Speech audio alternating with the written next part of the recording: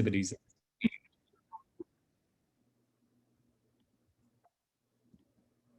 Now, one of the key things that we see is that falls present a major risk for older adults. We see that more than 1 out of 4 older adults over 65 years of age fall each year. So it's a very prevalent problem. In particular, we see that 1 out of 5 falls cause serious injuries such as broken bones or head injury. And 3 million people over 65 years of age are treated for fall injuries every year in emergency departments across the country.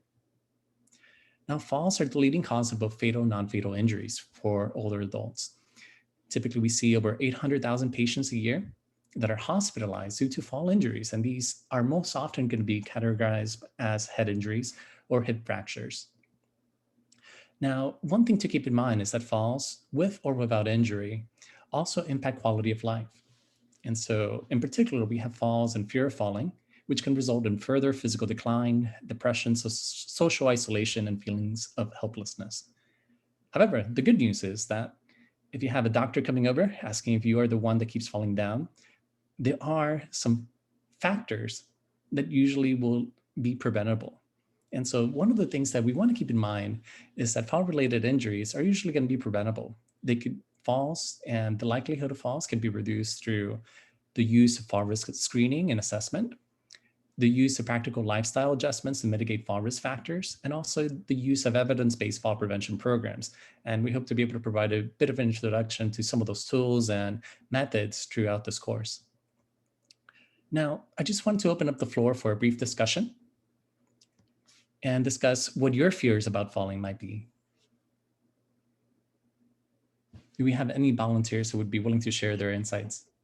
Yeah, feel free to unmute yourself or enter in the chat box if you have any fears about falling. I know more so probably we have that fear in the winter when we have, the ice conditions and the snow. But from Ruth, she has a fear of climbing steps. Mm-hmm. Anybody else have any other fears? I have lots of stairs in my home, and Mm-hmm. I'm always trying to hang on to the railing.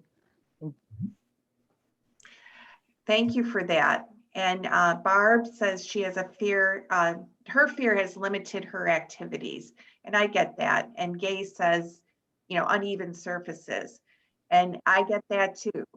My mom, she fell because she was walking just on a sidewalk, and it was a curb actually. So those are all, I'm sure, very legit fears. And is that something common that you hear, Dr. Hernandez?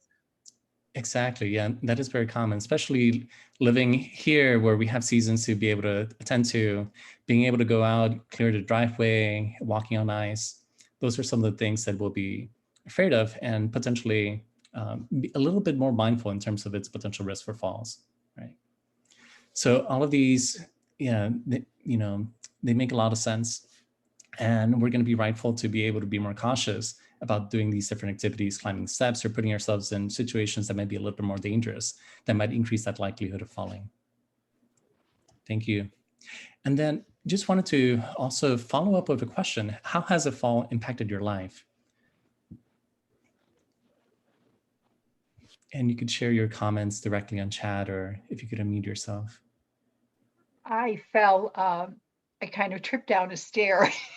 It was a small stair, so my foot hit it the wrong way and ended up banging my head. So for about 6 months, I had headaches, and I probably had a concussion that they weren't sure about, but was interesting that it's like it jarred my spinal cord or something or other, and my insides felt like they were just buzzing for over an hour. So does that happen when you hit your head? Since it was very interesting. I never felt anything like that before. It was like my nerves were all just like the electrical impulses were just going off like crazy. Right. So yeah, depending on the location that you hit, you could have lots of other different symptoms, but yeah, that sounds like it would be sort of in line with a mild concussion. So you have either sensory or motor. You could have a little bit of pain, a little bit of that lightheadedness and dizziness that comes with it. And yeah, there were some of you, Ruth, for example, noted breaking a wrist. And so a lot of us have some common experiences with some of these injuries and breaking bones, either from loved ones or other peers. And these are going to be different ways that falls could have a significant impact in terms of how we go about our lives. Even noting that even though it was just a few short steps, having those several months where you had secondary symptoms is still arising from it, they have to lead to modifications in terms of how we proceed and then maybe handle stairs throughout the period of time. So we're a little bit more mindful in terms of the potential risk. So we'll talk a little bit more about those. A lot of those relate to extrinsic risk factors. So there could be some things in our environment that could then lead to this higher likelihood of potentially having an injury or falls. And one thing to be mindful of is then after those injuries, there's going to be a lot of challenges that come with it in terms of being able to go back and recover. So as noted, they could sap your strength. They can change the different ways that you go out and engage with different activities.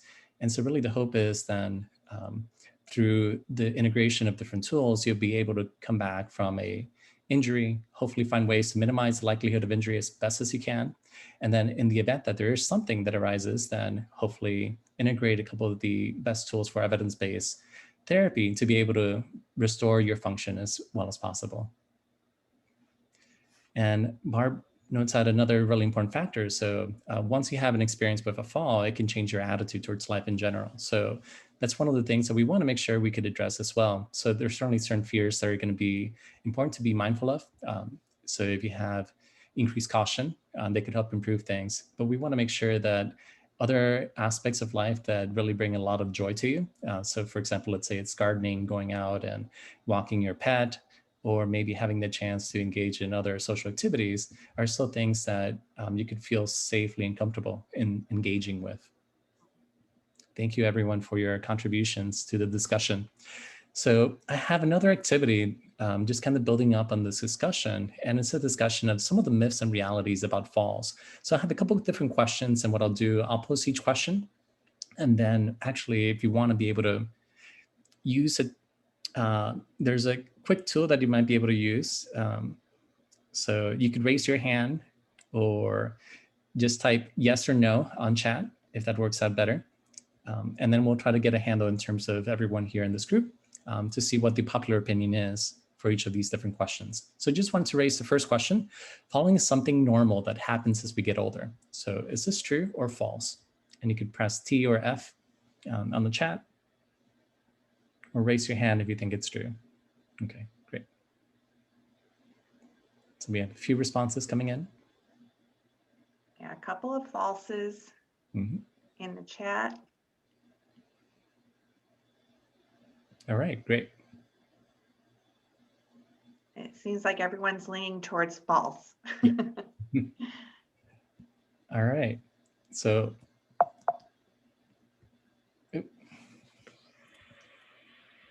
just wanted to go back.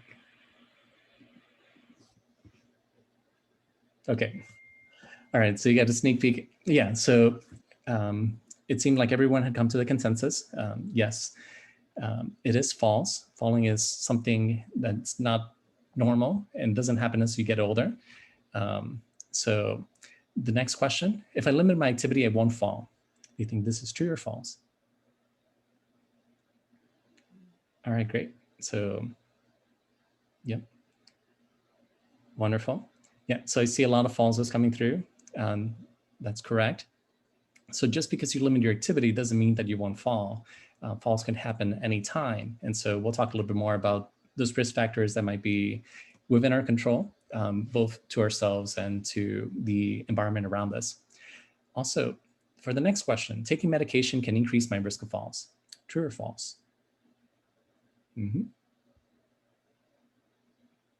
All right, great. It looks like trues are the popular choice here. And once again, that's very accurate.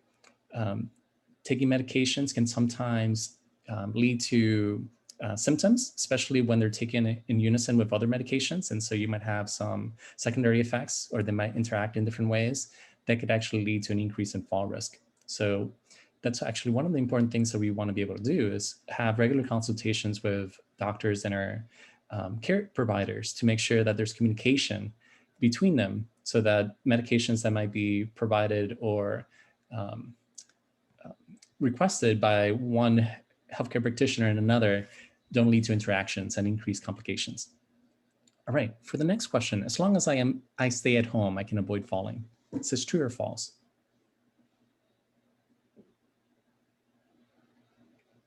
Okay. All right, great. So it seems like the majority of you chose false, which is indeed correct. One of the things that we want to keep in mind is that even staying at home, falls can happen. As a matter of fact, most of the falls actually happen in a home setting. So we'll talk a little bit about those risk factors. Now, this muscle strength and flexibility, can it be regained? True or false?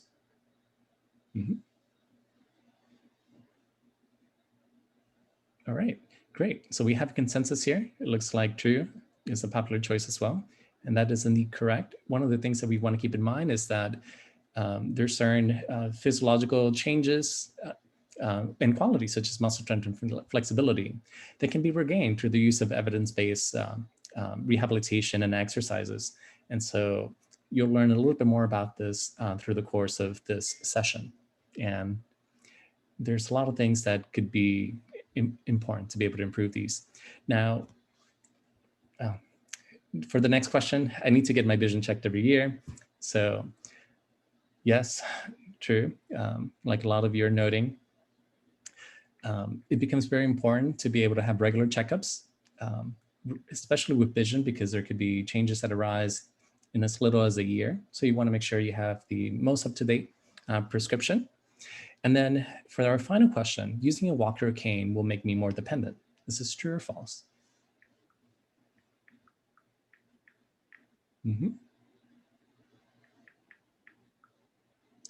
All right, no, that's great. Yeah, so here there's a little bit more ambiguity. There's a couple truths and falses, or maybe unclarity in terms of what would be the correct answer. So it's actually false, but we'll talk a little bit more about some of the factors that might be leading to this perception that using a walker or cane will actually make someone more dependent. So this raises a really good point for discussion that we'll try to tackle as we proceed in today's session. Thank you, everyone. So I wanted to share a little bit of information in terms of patterns, causes, and effects of falls, so that we could use it to kind of build on our discussion. And so one of the ways that we could do this is by taking a look at the epidemiology of falls. So we could take a look at individuals here in the US and across the world to get better insight in terms of patterns that emerge out.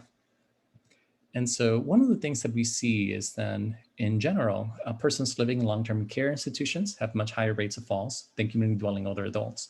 And so then a general recommendation would then be to try to live independently as long as possible within a residential dwelling. Now, one of the other things to also keep in mind is that rates of falls rise steadily with age. They double by age 75, but this is on average. And so one of the things that we want to keep in mind is that there's a lot of variability from person to person. Everyone has different genetic factors, different experiences, and different challenges that they might be facing that alter these different risk factors and contribute to different rates of falls. But this is generally what you tend to see. Also, one of the things to keep in mind is that the way that a person falls often determine injury. So there was a note of a wrist injuries being experienced in the past. And so usually these are going to be emerging from forward or backward falls, because you might be extending out your hand to be able to catch yourself. And if that happens, then you might be coming in with a very fast velocity and high impact forces that your wrist might not be able to handle. Also, similarly, hip fractures usually arise from falls that happen to the side, because then you might make contact with the ground at around the hip. Now, there's decreases in fractures from falling directly onto the buttocks. And so once again, if you have soft tissue that can help provide a cushion with regards to the injury or to the impact, that decreases that likelihood of injury. moving forward. Now, one of the other things that we see is that in younger older adults between the ages of 65 and 75 years of age, we see that risk factors tend to be more common in this population. And in individuals over 75 years of age, hip fractures tend to be a bit more common. Part of it is due to changes in strategies that individuals might use to be able to catch themselves after an impending loss of balance and a potential fall. So usually in younger individuals, you'll be able to move your hands out quickly enough so that they could bear the brunt, I guess, of the impact. But then that becomes a less frequent strategy as individuals increase in age. So we'll talk a little bit more about other strategies and work that has been taking place at the U of I, focus on different strategies for safely falling that might be able to hopefully decrease the likelihood of injury moving forward. Yeah, excuse me, Dr. Hernandez. Is there a way, do you see that build box on your screen? Oh, actually, good question. No, I do not see the build box actually in mine. Yeah, I was wondering if you could do anything on your end. I mean, it just blocks part of the slide. I see. That's interesting. Yeah, so on my side of things, I can only see the single slide. I see. I don't see anything else. Okay. Okay, well, I mean, it's still doable because I don't think I can do anything on my end. Okay. Yeah, maybe, yeah. So let me know, I guess, if it becomes a little bit harder to see, and I'll try to make sure that I try to verbalize anything that would be on the screen to be able to help everybody. Okay, thank you. Okay. Yeah, hi, I'm sorry to interrupt. Hi, it's Allison from Aging Care. Doctor, maybe you know, because it is blocking part of the screen. So I wonder if you'd be able, maybe stop your screen slide and see if there's something behind it. Sure. That on our end is showing in front of it. Okay, let's see. All right. And if that, you know, interrupts the thing for too long, we can just go back to how it was. Or maybe share again and see if it's still there, or start your screen slide again. Thank you so much. No problem. Okay, so does it get back to main screen or does it still have the build? Still has the build. It still has the build. Okay. No, for a second, right there, it's gone. Right here it's gone? Yes, so that view, it's gone. It's a smaller screen, but that block that they're talking about is gone. All right, so yeah, so maybe I could keep it like this. So I guess with this, you'll see everything in the slide up front, but if it increases in size, then that would be fine. Yeah, that works. Great, thanks. All right, no problem. Thank you.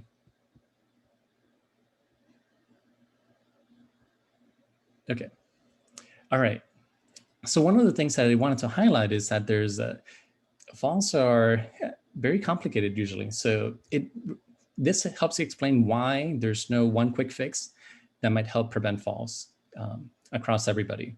So there's several risk factors, and we could think of these as either intrinsic. So there are things that might be associated with the individual. So it could be the anthropometry, how high, how much do you weigh, the skeletal structure, like bone mineral density, the current fitness level, or previous history of injury. All of those are considered intrinsic factors. And so you could either have few or many. If you have few intrinsic risk factors, then usually are going to be in a safe zone. But there's an interaction between those factors that are inherent to an individual and then things from around the environment. So for example, extrinsic risk factors might usually be things from the environment. So sometimes they're outside of our control. Let's say we go out to, maybe downtown and there's more traffic, there's more pedestrians, there's obstacles in the pavement, other things that we have to navigate through. Those increase the challenge. Also the different tasks we engage in. Maybe we're getting ready for a dinner party and we went to the supermarket a little bit late. And so now we have a time constraint where we have to hurry down aisles. Then these serve as a critical factor that might increase the likelihood of an injury. And then also there's the dependency in terms of the equipment or devices that might be used. So for example, let's say I have a pair of shoes that are dress shoes that tend to be very slippery, but I'm going out in the wintertime, then I'm putting myself at greater risk for potentially slipping as I'm going out of the parking lot, out of the car, through the parking lot into a building. So those are some of the things that we want to keep in mind. And all of these kind of come together to either provide a safe zone when there's a few risk factors, or might lead to an injury when you have all of these risk factors that exceed that threshold. So that's one way to think about this. And so when we think about falls, there's going to be a couple of different factors. Yes, Leslie? Oh, let's see. Oh, did she raise her hand? Yes. Leslie, did you want to unmute yourself?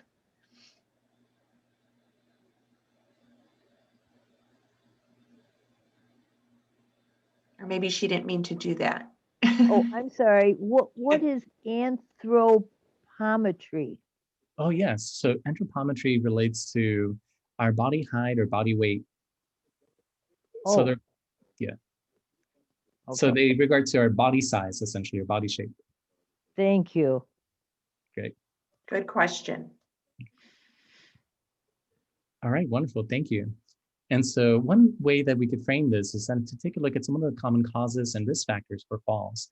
And so visiting a doctor for getting our vision checked is important because impaired vision can usually lead to impaired balance and can lead to an increased risk of falls and fractures in older adults. Also, medications tend to be associated with a lot of side effects like dizziness, maybe reduced alertness or drowsiness, which can also lead to an increased fall risk. When we think about other intrinsic factors, there's also poor balance and gait. So regular exercise can improve balance and gait and potentially reduces fall risk in older adults. And then we want to be mindful of household hazards. So some of these things include things like carpets or rugs that could lead to fall-related injuries. And then there's underlying chronic conditions, such as diabetes, arthritis, or Parkinson's disease that can increase your risk for falling. Now, with regards to balance and mobility control, we see that there's a lot of individual capabilities that are important for us to be able to maintain balance and to help us move around in the environment. These include our muscle strength and power, which could be targeted using strengthening exercises. Our sensory system also plays a significant role. And one of the ways that this could be improved upon is by providing a challenging condition. So finding safe environments where we can do exercises that allow us to be able to close our eyes and maintain balance. They push us to be able to use other sensory systems like our inner ear, or maybe our sense of touch, or our position sense to be able to maintain balance. And these are very important, particularly when we wake up in the middle of the night and have to navigate through the house, for example. Also, cognition is also very important for maintaining balance and mobility and decreasing fall risk. Our ability to essentially attend to different activities at the same time is usually very indicative of changes in fall risk. And so if we could find different activities and exercises to be able to maintain cognition and increase our ability to maintain attention, the better that it'll be for our ability to handle unexpected changes in the environment that might lead to potential falls. Also, one of the other things to keep in mind is flexibility. It allows us to be able to maintain a good range of motion and allows us to be able to maintain high functional capacity to be able to do everyday activity. And then cardio and respiratory health is also crucial for making sure that we can maintain brisk walking speeds and can engage in walking activities, which provide a lot of different benefits to both cognition and physical function. Now, there's also some environmental constraints that limit balance and mobility control. These include the surface types. So we talked a little bit about ice. So making sure, for example, in the wintertime, that we have a good way of melting the ice becomes very important for us. There's also differences in terms of using thick rugs or carpets. These presented a little bit of a risk factor in comparison to maybe wood or flatter surfaces. The slipperiness of some of these surfaces also could play a role, as well as the lighting. So making sure that we have well-lit environments becomes very helpful. Having night lights in a bathroom or other closed setting is important. And then also making sure that we have good visual flow. So usually, let's say we go out to the supermarket where there's lots of advertisement, lots of different things moving around. They could be a little bit disorienting and could provide a bit of a challenge to balance and mobility control. So those are just some of the things that you want to be mindful of, make a note of as you are in your home or going out to different places that you regularly attend to in the community. Now, in terms of the mechanics of falls and balance, one important thing for us to keep in mind is our body center of mass with respect to the base of support. So we can think about looking at the center point of all of our segments of our body into one single point, and this would be the center of mass. And usually, if we have a stationary condition, that's going to remain perfectly still and well within the base of support. So usually when we're stationary, it's going to be a bit more challenging for us to lose balance. We have ample room to be able to recover if there's anything unexpected. And usually when you're focused on trying to improve balance, you start off with activities that might be stationary in nature, but then you might be looking for activities where you're moving. So in these circumstances, such as walking around, using a cane or walker, you're going to be applying these assisted devices in a way that allows you to extend out your base of support or the contact that you're able to extend out with the ground. This allows you to be able to catch yourself before you fall, and then allow you to be able to continue to ambulate within the community in a safe manner. Now, one of the important things that I wanted to make sure to note of is that over half of the falls actually take place in our home. So just wanted to kind of bring it to the floor and think a little bit about what could be some of the different ways that you might improve or decrease the fall risk within a home setting. Are there any strategies that you have come across or things that you would suggest to others?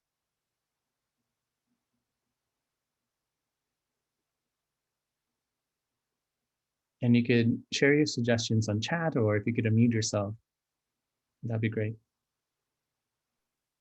Remove any kind of scatter rugs that can slip and that you can trip over the edge. Also, I would say not to get up too quickly from anything, because some people have orthostatic hypotension. So when you're at home, I know my brother has Parkinson's and this happens to him quite often.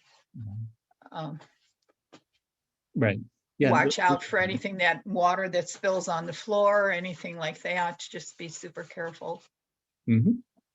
Exactly. Yeah. So you want to be mindful of anything that could be providing a slip hazard. Clutter, yeah. No, that's another really good point. So yeah, making sure that our most frequented routes, are relatively clear of clutter. Those are the things that could get you unexpectedly, particularly when you might be focused on something else, right? All right. No, that sounds great. So those are really great suggestions and good recommendations to be able to have in mind. So let's take a look at what else might work well to be able to decrease the likelihood of falling in a home setting. So other ways to make our home safer kind of relate back to some of the feedback from bars, members, right? Yeah, so making sure we have good bars when climbing the stairs. These ensure that we have a good handle so we can safely go up and down. Exactly, yeah. Eliminating trip hazards such as the rugs. Also in a bathroom setting, yeah, that can be pretty challenging if you have to take a big step. So finding ways to minimize that or having it in level with the ground. Also, one other thing that could be challenging is things tend to be a little bit more slippery because of water there. So making sure there's slip resistant mats would be helpful, grab bars. Also in a toilet, one of the things that becomes important is usually it might be a little bit challenging to be able to get up, especially if the chair is relatively low. So having these higher, having handlebars also becomes helpful. One other risk factor is usually in the kitchen. So making sure that, yeah. So for example, you could refurbish maybe a kitchen, kind of set up so you have these stand-in water faucets. So you don't have to carry a big heavy pot from the sink all the way to the oven, for example. Something like this can help facilitate that. So then you could make your soups or do some additional cooking like that And all of these tend to be helpful strategies to be able to minimize some of the potential risk factors. Now, in the community, we face a couple other hazards that might be a little more challenging to navigate through. And we want to be mindful of some of these, particularly as we take inventory of what are the typical routes that we take to be able to either walk outside or to be able to do errands. Some of the common outdoor community hazards include things like uneven pavement surfaces, between cracks, tree roots, obstacles and Yep. walkways, yeah, snow or ice and walking steps, particularly uneven steps, unsafe stair designs, navigating in or out of the building or home, and then poor lighting, particularly at nighttime. So for some of these, it might require reaching out to public health or maybe to the city council for just putting in their docket in terms of potential improvements that they could do. I know at least here in my local neighborhood, we have a pretty small village. And so they tend to do a pretty good job of coming in and helping fix sidewalks that might be uneven. And so if there's resources like that, where at least the city could be made aware of, then hopefully those could help move things forward so things become safer for every single member of the community. Now, there's also the use of assistive devices to be able to help prevent falls.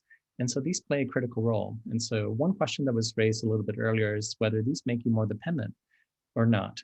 And so there's some common misconceptions that come with it. Usually, I guess you would see the use of an assistive device like a walker or cane as potentially limiting what you might be able to do. But one way to think about it is that you want to try to be able to maintain independence as long as possible. So you're looking to try to use some of these tools to be able to continue to engage in different activities that you were doing before. So usually these might arise as a change in health status, or maybe an injury might arise. So we could think about maybe something like a lower extremity injury. So if I turn an ankle or had a broken bone, you might have a boot. You're looking at some of these different tools as a way to be able to maintain functional independence while you're dealing with an acute injury and hopefully find ways to recover. Now, really, I guess one of the challenges is that usually when we take some of these devices home, there's very little care that's taken to make sure that it's the proper fit to the individual, and there's very little instruction that comes with it. Usually there's no user manual that you get to be able to learn how to use this assistive device as good as possible. But we could think of it kind of in the context of a car. So we'd bring in, to a mechanic to make sure that everything's running well. So you could think of it in a similar vein. And so there's certain things that we would be on the lookout for to make sure that it's working appropriately.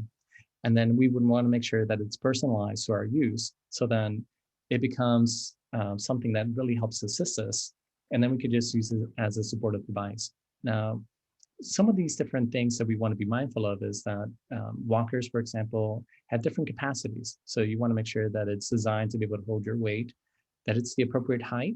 You want to make sure that when your hands come down to your shoulders, then that it's at a comfortable location. You don't have to flex your arms too much or stretch out and essentially bend the rest of your body to be able to handle this comfortably.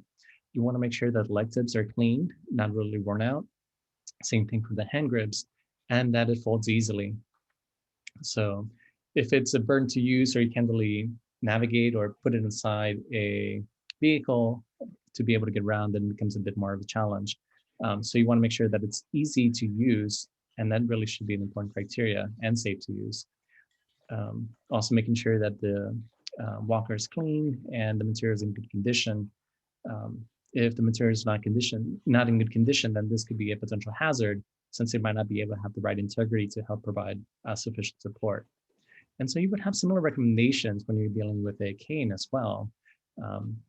It's very important to make sure that you have the appropriate height, that it could hold your weight, and hand grips or leg tips are also not worn, and that the material is in good condition. There's going to be a couple of different flavors of canes or walkers that exist.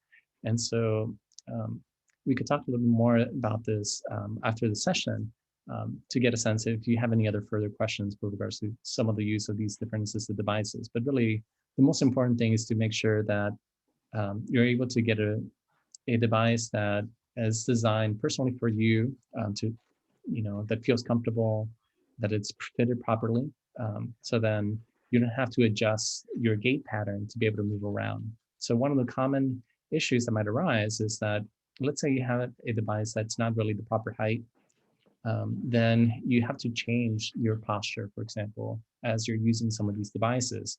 And a change in posture could lead to actually increasing the risk of falling because you might not be using it in the appropriate manner. So ideally, with these fitted to each individual, you'll then get a better performance and be safer. Great. Were there any questions? I don't see any coming in. Let's see. Okay.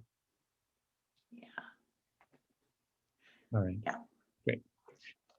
Another thing to keep in mind is also some simple tools like shoes. The proper fitted shoes might be very helpful. So if you have something that's weather appropriate or has laces or no laces, but if they do have laces, they're all tied up so they don't present a tripping hazard. You have thick and sturdy soles to kind of minimize likelihood of potential injury. You have non-skid soles, so you minimize slipping. Good toe fits and the right size. These become a very important tool for us to be able to have on a daily basis. Now, one of the things that we've seen is that physical activity and falls are going to be closely intertwined, so that physical activity that target fall-related risk factors usually lower fall risk by approximately 13 to 24%. So there's a lot of evidence to suggest the importance and the benefits that we have from general physical activity, but these have to be targeted. So there's a couple of different elements that will be important to keep in mind. So we're going to be honing in on activities that specifically target balance and gait. So for example, here you could see someone doing standing on one leg and assuming different postures. So this is something analogous to what you might be able to do in yoga or Tai Chi, where you have different forms that challenge your balance and challenge your functional capacity. These are really great exercises to be able to engage in as they continue to improve your function, your physical functioning.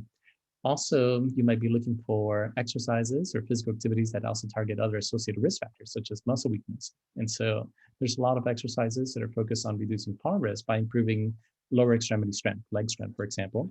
And then we want to be able to have things that are adaptive. So you want to make sure that whatever program you engage in, they're progressive and allow for the ability to provide more challenging practice environments as your capacity increases. And so, I just wanted to open up the floor for your own experiences with regards to physical activity. Are there any exercises that you might recommend or different activities that you recommend to others? Anybody? So Dr. Hernandez, you're not that familiar with the Aging Well neighborhood, but we offer anywhere between 2, 3, sometimes 4 times a week opportunities to join a virtual exercise class, and we most definitely build on the core strength, everything that has to do with balance and fall prevention. So, and yeah, your point to where it needs to be kind of progressive. So you have to kind of keep challenging yourself so you get stronger. Yeah, we reinforce all of that. So, but anybody else like to add what other activities they do to strengthen themselves, or other than the Aging Well neighborhood programs? Yeah, Barb says the flexibility seems to benefit so much. Yeah, I would agree. Yeah, flexibility is so important. And we'll talk a little bit more about that in some recent research. But yeah, that's a critical factor for functional capacity and also for decreasing fall risk. No, that's great. All right, wonderful. So we'll kind of continue then diving in. We'll think a little bit about other activity, but it sounds like there's a lot of wonderful resources here from the Aging Well neighborhood in terms of different activities that you could engage in to be able to target fall risk. Wonderful. So one of the things that I wanted to share is some of the recent advances at Illinois. So the Illini Fall Prevention Clinic has been established to be able to provide fall risk assessments and screenings, and then also to be able to provide tailored exercises that could then be used by members of the community here in Central Illinois. to be able to engage in different ways to be able to decrease fall risk and hopefully prevent falls as best as they can. And they've also been looking to pioneer different training classes that could be aimed at safe falling. And so one of the interesting things that arises with martial arts practice, for example, is this idea that you could roll and tuck. And so I have some colleagues in Kansas that have been exploring a bit of this question, looking to see if roll and tuck strategies might be able to minimize the likelihood of injurious falls over the long run. So far, we've been trying to carry out some pilot studies just to get a sense of the feasibility and functional improvements, and then looking at the retention of those improvements over a longer period of time. We have a question, Dr. Hernandez. If this particular fall prevention clinic, does it extend to the UIC location, or is it just in Champaign, you said? Right, yeah, so as it stands right now, it's only in Champaign, but we could reach out to colleagues and then try to see if there's some similar clinics there to be able to provide some of these services. That's an excellent question. Yeah, thank you, Mariana. And Barb noted that this is an incredible research project. It certainly is. Thank you. And then some of this also has been focused on the role of attention. So we usually take for granted the ability to handle multiple things at once. One of the things that we see is that it can become a bit more of a challenge to be able to essentially do the proverbial chewing gum and walking at the same time. So you can even see it in college students where they're trying to text their friends, or maybe they're trying to have a conversation, and then they stumble into a pool, for example, from some viral videos. But we tend to face this challenge, no matter where we are, of doing multiple things at once. And so one of the things we've been getting a better handle on through the use of different tools like infrared light is to monitor changes of blood flow to our brain as we're performing different activities. And so this has painted a more comprehensive picture to potential risk factors, particularly in individuals who might be able to maintain a certain level of mobility, so certain gait speed or cognitive functioning, but the means to be able to maintain that same level of performance requires a significant more effort in terms of the attention that's needed to be able to carry out those daily activities. And so hopefully this opens up the door for the importance of doing cognitive training at the same time that we do gait training, to be able to provide more headroom so that we could handle, those different activities at the same time. And particularly when we are out in the community, there's lots of different challenges that we're not exactly planning for. And so making sure that there's that additional capacity for multitasking becomes important. Okay.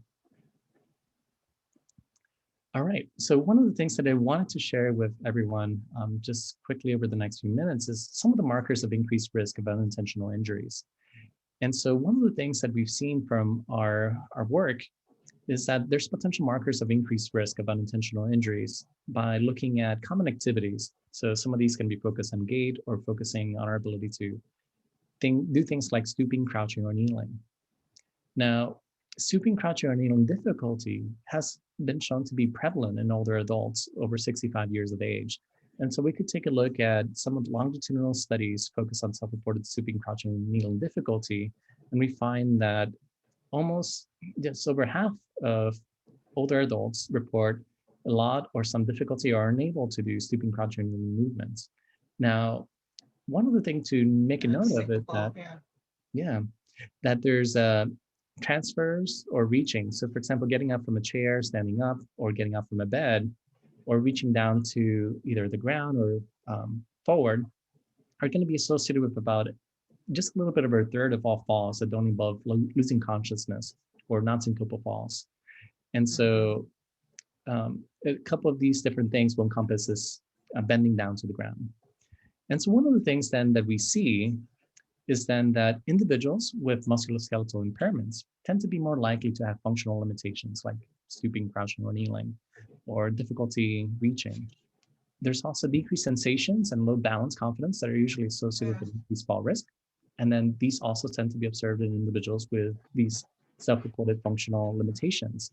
And muscle weakness contributes to both falls. And whether these also bear out with regards to stooping, crouching, and kneeling difficulty are not entirely clear. So we'll have a chance to see how we can move this gap in our understanding a little bit further. And so one of the things that we've seen is that stooping, crouching, and kneeling difficulties due to more than just physical limitations. So I guess maybe if we took a brief poll, you would imagine that certainly leg strength might be important. So we could all see how that could be crucial. But it's also going to be associated with a couple of other factors. And these include things like pain-induced like joint limitations. So when we talked about flexibility, this could have a remarkable role in terms of allowing us to be able to do other functional activities, which increase our engagement, which increase our functioning, and also could improve our quality of life. And there's also this idea of psychological components like a low balanced confidence. This also plays a role in our self-reported efficacy of doing different activities in daily life.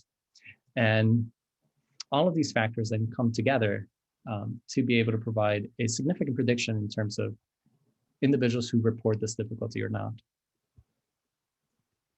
Great. Now, one of the other things that I just want to kind of stress out is that by taking a look at a survey of a wide array of muscles, so for example, ankle, dorsiflexors, plantar flexors, muscles in the knee, hip, and trunk, we find that those at the lower extremity tend to be the most significantly correlated with stooping, crouching, and kneeling difficulty. So particularly ankle dorsiflexor and ankle plantar flexor and knee extensor strength. So all of these are going to be crucial for keeping ourselves upright. This is particularly true for our knee extensor or ankle plantar flexors. And then it also points out to the importance of our ankle and in our ability to be able to have this functional capacity.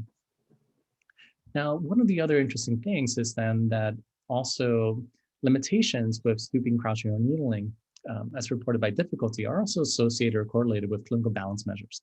So things like standing in one leg and how long you can do that are timed up and go, where you stand up from a chair, walk 2 meters, turn around and come back, or how far you could step, which is the maximum step length. All of these have been indicative of an increased risk of falls in older adults. And then they're also highly associated with these self-reported changes. And so it raises a couple of really interesting clinical implications. So it seems then that downward reaching tasks require a significant amount of coordination, muscle control, and balance, similar to other activities like sit to stand. And that decreased lower extremity strength is then going to be significantly associated with stooping, crouching, and kneeling difficulty, which is consistent with findings of limited function in daily activities, and also in individuals with decreased or reduced knee extension strength. And the correlations between the self-reported stooping, crouching, and kneeling difficulty and clinical balance tests then is consistent with findings of greater specificity and sensitivity in sleeper pickup tests. So there's different clinical exams that have been used that incorporate these sort of different activities and suggest that there's some commonality in terms of factors that lead to limitations in these set of different everyday functional activities and overall fall risk. So then as a key takeaway, if we monitor some of our efficacy in performing some of these different activities, then it might be able to serve as a precursor to predicting changes in fall risk in the long run, which then could be further explored. Now, I just wanted to end with just 2 quick notes in terms of where we are moving forward in terms of these questions of mobility and fall prevention in this century. So for a lot of you, you may have come across different wearables or smart wearables. So there's so many, there's almost a ubiquity of using smartphones or smart watches like Fitbits. There's other things that are in the pipeline like smart glasses or the integration of different healthcare devices that you could wear with you all the time. Now, with the advent of all of these different technologies, there's a lot more information at our fingertips. And so there's been a whole class of smart, wearable things that people put on. But usually they gather information and then they don't really provide you much information. You take a look at it, you could get an assessment of, okay, how many steps did you take today? You could get a sense of how often you've been standing up, but then there's very little takeaway in terms of what that information actually means. And so one of the things that we're trying to do is to work with colleagues across campus and across the US to be able to develop new wearables and to be able to combine that information with advances in signal processing or machine learning to be able to provide more personalized health and wellness to individuals. And so the idea is really to be able to use all of that information and to start developing models that could help predict important information. And if you could use that and provide that information to your fingertips, then hopefully it allows us to be able to take greater control of our health and wellness. And so to be able to do that, we still need to do a little bit of exploration in terms of what methods of feedback might be most effective in leading to changes. And then we also hope to be able to combine this with advances in brain imaging so that we could get a better handle for what happens in complex environments so that we could use that information to be able to refine future wearable intelligent technologies that move beyond just smart sensing, to be able to provide you with useful information just in time, to be able to improve your own health and wellness. So I just wanted to thank you so much for your attention, and just wanted to open up the floor for any questions that you might have. So I'll stop sharing now. Wow, thank you so much, Dr. Hernandez, for this very high level presentation. And really, I think you opened up our eyes what really is involved in having good balance and all the work that you're doing. So yeah, we hope that you can expand into our area, not just in Champaign. But let me check the chat box for you. Let's see, you got some messages coming in. Yeah, excellent material from Barb. Thank you so much. From Mariana. Thank you, Dr. Hernandez. Very informative. Does anybody have any follow-up questions while we have? Yeah, and just so you know, this is a 4-part series with University of Illinois, although we won't see you again, Dr. Hernandez, but we will hear from our intern, Faith Washington. She's on the call right now, and she has developed amazing. There she is. Hi, Faith. How are you? Hi, I'm good. How are you? Good. So glad. This has been wonderful, and you've been so instrumental in coordinating this, and we're looking forward to getting to know you next week at the next 2 classes and learn about all the research that you're doing as well. So let's see what the other, okay, here's a question. What about urban planning for street lighting? What do you know about that? No, that's great. Yeah, so that raises some interesting questions. So I guess one of the interesting things would be with a public health department, they're really interested to see where injuries might be happening. So we have been working here in the local community to identify if parks, for example, led to an increased risk of falls in the community. And so you could parse some of that information out by maybe cross-referencing emergency records, but at least in the community side, those are the sort of questions that a public health department might be interested in hoping to alleviate. And so one of the things that becomes important is then just being able to provide insight and making that push, I guess, to the local community to be able to help address some of these issues, because lighting is such a significant factor for potential falls and for safety of the community. It's very important then in outdoor spaces that there's adequate lighting to make sure that individuals are able to enjoy walking out in their community, taking advantage of other public spaces. And so I guess that would be the first place that I would work with, but maybe if there's other organizations in the neighborhood or community that could then serve as an advocate for providing that information to the city, that could be another way of being able to getting that message across and hopefully finding some fixes.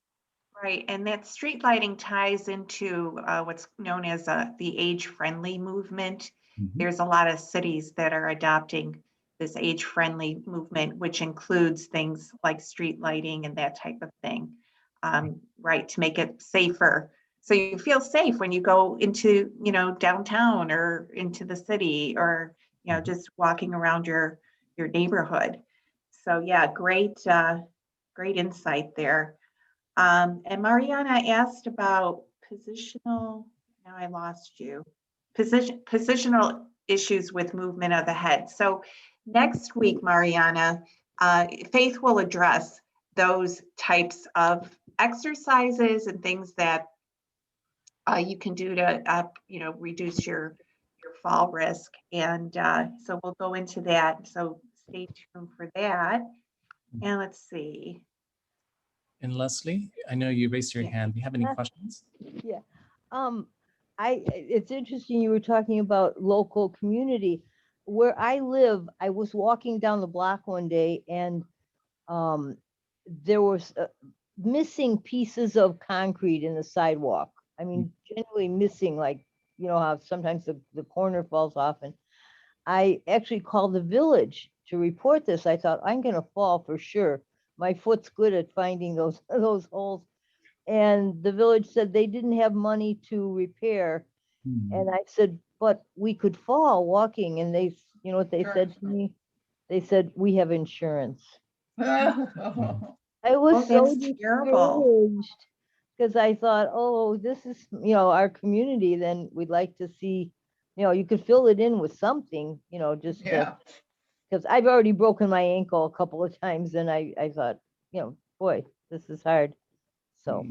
anyway, I'm sorry not to be No, negative, no but worries. Thanks for sharing, Leslie. And then from JK, wants to know what percentage of falls can be explained by the SCK. You taught us a new term. What is the difference between stooping and crouching? And is there a program of exercises that focuses just on stooping and crouching Hmm. No, that's an excellent and question. kneeling? Yeah, where would we find such a program? Right. Yeah. So there hasn't been enough Well, we literature have yet that. to get a better We're handle in doing terms that. of the Now I percentage of gotta go. falls that might be arising during those movements themselves. But I pointed out that activities that require transfer, so for example, anytime that you move your body from one position to another, can be thought of as a transfer. And these are going to be usually the different skills that will be necessary, or the different activities that usually encompass this idea of stooping, crouching, or kneeling. And it gets back to that second question. So what is the difference between them? So there's different strategies for getting down to the ground. So for example, when we're tying shoelaces, we're picking up groceries from the ground or moving them somewhere, you either have to use your back. So this would be a stoop. You either use your knees, which would be a crouch.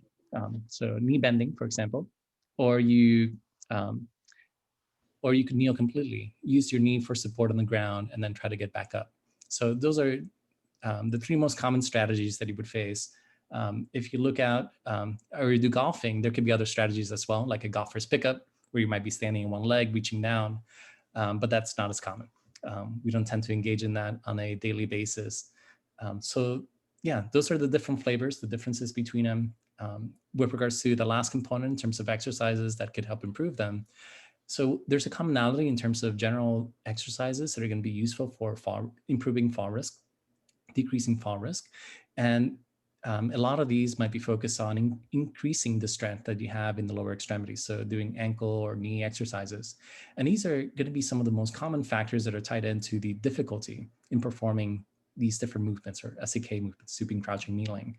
And so by focusing on those, then you have the benefits to not only improving your ability to do some of these functional activities, but overall decreasing your overall fall risk. And with that increased capacity, then you could engage in a different set of activities, you could push a challenge, and then you could further maintain or improve your physical capacity. And so that opens up the doors to a lot of other things that you would then be able to engage in. Yeah, and I'm sure Faith can also follow up on that too in her presentations, because that's a new term, I think, for all of us. We weren't aware of those dynamics. So thank you. So anything else? Any other questions before Dr. Hernandez leaves us? I see all your messages. People want the presentation and the recordings, and I will get back to you, no problem. Excellent, really great comments. And this is, like I said, this has been really enlightening. Yeah, and we're just so happy to have you, Doctor. And this is like the best part of my job, is that I get to collaborate with such experts like you, and really just disseminate all this wonderful information. So you're welcome to come back anytime and share your information, because this group just really loves to be informed. They're very proactive. They want to do anything that's preventative, especially regarding falls. So yeah, so awesome presentation from Sue. Thank you everybody for being here. I am so happy that you were able to join us. And so I don't see any other questions. So with that, I do have some slides. You're welcome to hang on, Dr. Hernandez, and listen to more of my spiel, or anybody if you'd like to hang on. I do have some slides that I need to just share with you of programs that are coming up. Oh, I did mention, if you have time, I was going to launch the poll. And if you can hang on, I will launch it. And if you can participate in it, I would so appreciate that. So let's see, launch. There, you should see it now. It's just quick 5 questions. It's totally anonymous. And like I said, it just helps us with our grant funding and then also provides feedback for future programs like this. If this is what you like to see, you know, I can make it happen for you. So so appreciate if you can do that. So while that's happening, let's see if I can go into full slideshow mode, and I'll share the upcoming programs. And like I said, it never goes on the slide that I want it to go on, but there you go. So thank you. There's you and part of your group, Dr. Hernandez, your crew at the Mobility and Fall Prevention Research Lab. So thank you. And then, so coming up later is the book review and movie review of, let's see, there we go, Water for Chocolate with, and this is with Trish. She does a great job with her reviews, and she's going to teach us some cooking. She has some recipes she's going to share with us. And then on Friday, tomorrow, we have our regularly scheduled Friday Senior Strong class at 11. And then on Monday, Trish is back. And she has 2 more series in her interactive brain workshops. So hope you can join us on Monday. She's going to cover Mexico is going to be the theme. And then one more will be focused on games. Okay. Okay, we got everybody. Let me just clear thank you everybody for participating. I so appreciate that. Okay, and then Tuesday next week, another opportunity to exercise with the Impulse Rehab Center, and we're going to do the Senior Stretch Program. Then after that, let's see, this doesn't want to, there we go. And then we have Qigong. So we even offer Qigong, Dr. Hernandez, and this is a very popular program. And then if you would like to still sign up for the Caregiver Stress Busting Program, there's time. And then on Monday, the following Monday, we have the Creative Writers Discussion Group. This group meets twice a month. And we have our brain expert, Patricia Faust, talking about tools and strategy for memory, the part 2 to her program. And then we have a fun program with the Beatles. Gary Wenstrup does an amazing job on his programs. And then again, we have Total Mind and Body Workout. And this is where we really focus on our balance and strength. And then a book club series with Trish. It's on Thursday, the 26th. So there's still time to read the book. And then we're going to revisit the mid-century cuisine with Leslie Goddard. And those recipes might look familiar to some of us. So, but if you have any questions and need help on anything, please don't hesitate to call our main number. And then we do have we have a health and wellness research opportunity for you. I can send you information on this. This is with the UIC Extension program. So they're doing a wellness research study. So, and if you have any questions, please feel free to email the AWN email address. Okay, and thank you again for all being here and being a part of our Aging Well neighborhood. And it's because of donors like you and our grant funders that we can, that we can put these programs on. So there you go. So Dr. Hernandez, we have a lot going on here. And again, I can't thank you enough for being here and taking the time to present to us. It was a pleasure getting to know you, and we're looking forward to the rest of the series with our intern Faith and with Shannon. So everyone have a great day. I will follow up and send you the slide decks and anybody who wants the recording. Okay. Thank you very much, everyone. Have a great day. Bye, everyone. Thank you. Bye. Take care.